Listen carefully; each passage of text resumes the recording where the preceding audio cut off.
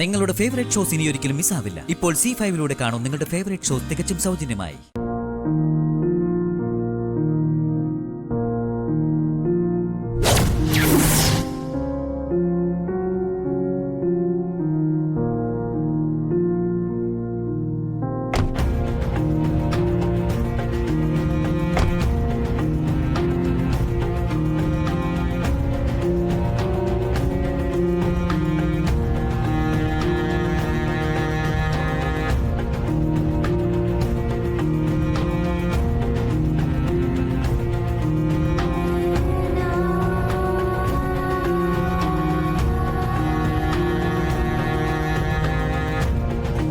മോളിങ് വാ. ഇങ്ങ് വരാനാ പറഞ്ഞത്. വരാൻ.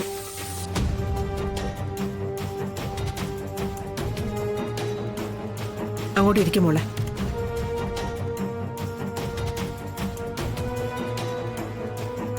ഞാനിവിടെ നിന്നോളാം സത്യാമ്മേ. നീ വന്നേ വാ.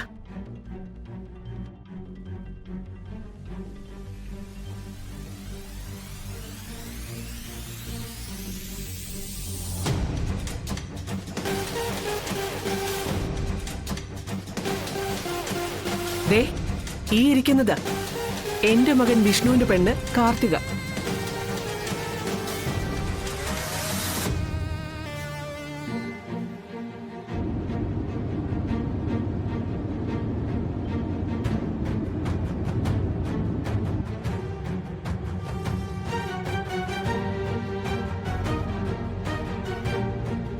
അതിലാർക്കെങ്കിലും ദേഹവും നാവോ ചൊറിയുന്നുണ്ടെങ്കിൽ ഇപ്പൊ പറയണം.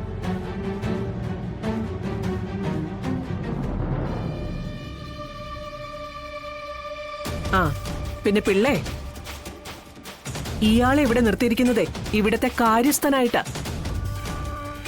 വീട്ടുകാര്യങ്ങളും കമ്പനി കണക്കുകളൊക്കെ നോക്കി നടത്താൻ. അതല്ലാതെ ആരാരുടെ കൂടെ ജീവിക്കണമെന്ന് നിശ്ചയിക്കുന്നതൊക്കെ ഇയാളല്ല. ക്ഷമിക്കണം സത്യാമ്മേ, കൺമുൻപിൽ കണ്ടത് പറഞ്ഞേ ഉള്ളൂ. ഞാൻ പറഞ്ഞില്ലെങ്കിലും നാട്ടുകാര് പറയും. നാട്ടുകാരുടെ വായ അടപ്പിക്കുക ഈ സത്യഭാമ. പ്രായം എത്തിയപ്പോ കല്യാണം കഴിച്ചു വിട്ടില്ലേടോ നിങ്ങളുടെ മകളെ? അപ്പൊ അവളെ ഇഷ്ടപ്പെട്ടവന്റെ ഒപ്പമല്ലേ ജീവിക്കുന്നത്? അത് ശരിയല്ലെന്ന് പറയാൻ ഇവിടുന്ന് ആരെങ്കിലും അങ്ങോട്ട് വന്നോ?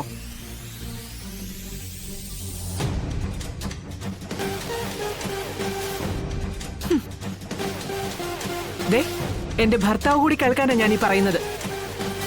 മകന്റെ ഇഷ്ടത്തിന് എതിര് നിൽക്കുന്നു എന്നാണല്ലോ നിങ്ങൾ എപ്പോഴും സത്യഭാമയെ കുറ്റപ്പെടുത്തിക്കൊണ്ടിരുന്നത്. ഞാൻ നിശ്ചയിച്ച പെൺകുട്ടി വിവാഹ മണ്ഡപത്തിൽ കാത്തിരിക്കുമ്പോഴാ ഇവൻ മറ്റൊരു പെൺകുട്ടിയെ താലി കെട്ടിക്കൊണ്ട് വന്നത്.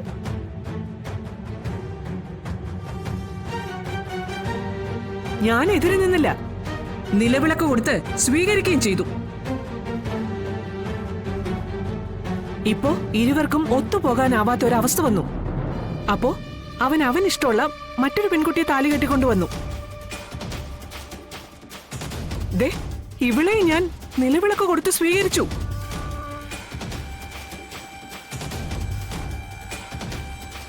എന്നിട്ടും നിങ്ങൾ പറയുന്നു ഞാൻ എന്റെ മകന്റെ മനസ്സ് മനസ്സിലാക്കിയില്ല എന്ന്.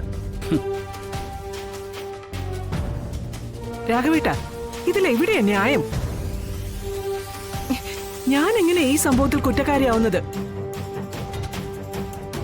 ഞാൻ വിഷ്ണുവിന് വേണ്ടി കണ്ടെത്തിയ പെൺകുട്ടി അല്ലല്ലോ കാർത്തിക. അവൻ സ്വയം കണ്ടെത്തിയതല്ലേ?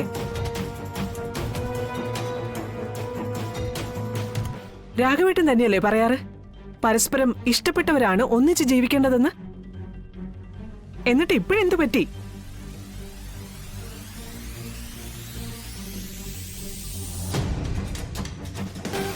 എനിക്ക് മനസ്സിലാകും രാഘവേട്ട, നിങ്ങൾക്ക് എപ്പോഴും എന്നെ കുറ്റപ്പെടുത്തണമെന്നേ ഉള്ളൂ. ഞാൻ പകലെന്ന് പറഞ്ഞാൽ നിങ്ങൾ രാത്രി എന്ന് പറയും, മഴയെന്ന് പറഞ്ഞ കൊടും വെയില്, കടലെന്ന് പറഞ്ഞ മരുഭൂമി. അപ്പോ ഞാൻ അനുഭവിക്കുന്ന ആത്മസംഘർഷമൊക്കെ കണ്ട് ഒരനുഭൂതിയൊക്കെ തോന്നുന്നുണ്ടാവും നിങ്ങൾക്ക്. പക്ഷേ ഇക്കാര്യത്തിൽ അത് നടപ്പില്ല.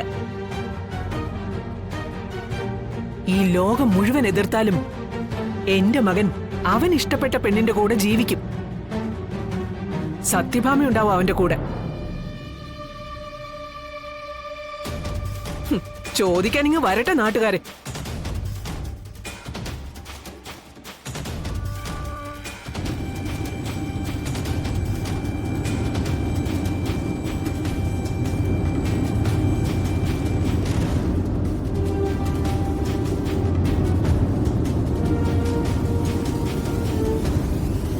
ആശാനെ, ഡാ, നീ കണ്ണു നിറച്ചൊന്ന് കാണ്. ഇതാ ഇനി മുതൽ നിന്റെ ഏട്ടത്തിയമ്മ. ഏട്ടത്തിയമ്മയെ അവിടെ കണ്ടു ഇവിടെ കണ്ടു എന്നും പറഞ്ഞ് കാല് വെന്ത നായയെ പോലെ പായണ്ട. ഇവൾ ഇവിടെ ഉണ്ടാകും, സത്യഭാമയുടെ വീട്ടിൽ. അതെ അതെ, ശ്രീരാമേന്ദ്രനും സീതാദേവിയും ഇല്ലയോ? നീയല്ലടാ ഭക്തഹനുമാൻ. ചങ്കുറത്ത് കാട്ടിക്കൊടുക്കടാ നിന്റെ ആശാനും ഏട്ടത്തമ്മയോടെ കൂടിയിരിക്കുന്ന രൂപം.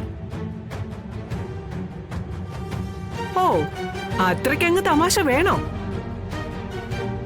ആരുടെയും ചങ്ക് പിളരാതെ തന്നെ നാട്ടുകാർ കണ്ടോളും സത്യഭാമയുടെ മരുമകളെ.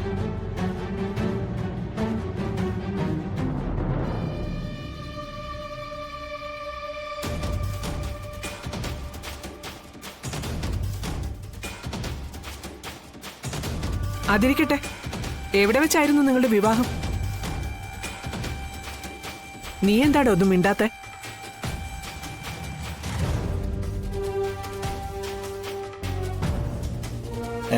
അല്ല അമ്മ എന്താ ചോദിച്ചേ? എടാ, എവിടെ വെച്ചായിരുന്നു നിങ്ങളുടെ വിവാഹം എന്ന്? മഹാദേവ ക്ഷേത്രത്തിൽ വെച്ച്. ഏത് മഹാദേവ ക്ഷേത്രം? പാലോടുള്ള മഹാദേവ ക്ഷേത്രം. ഓ, പാലോട്.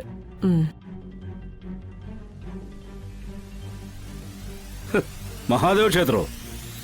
സീതാരാമ ക്ഷേത്രമായിരുന്നു കുറച്ചുകൂടെ ഉചിതം. രാഘവേട്ട, ഓ,